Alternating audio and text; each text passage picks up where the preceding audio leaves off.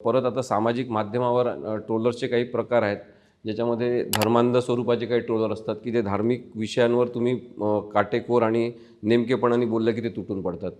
काही जण वेगळ्या राजकीय पक्षाची गुलामगिरी घेतलेले आणि ते लाचारी पत्करलेले असे काही लोक आहेत, ज्यांना राजकीय पक्षांचं विश्लेषण केलेलं किंवा त्यांना आवडणाऱ्या राजकीय नेत्याचं विश्लेषण केलेलं आवडत नाही आणि मग संविधान विरोधी भाषा ते बोलायला लागतात, माणुसकी विरोधी भाषा बोलायला लागतात, माणूस घाणेपणा ते करायला लागतात.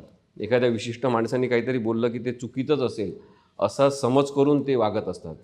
मग आता मी जे ऐकतो ते मी काही पाहिलं नाही आत्तापर्यंत, पण असं सुद्धा ऐकण्यात आलेलं आहे की अनेक जणं पेड स्वरूपाचं हे काम करतात.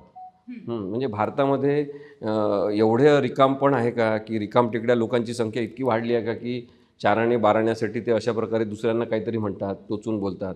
तर ही ट्रोलरगिरी जी आहे ती अत्यंत चुकीची आहे आणि ती थांबली पाहिजे.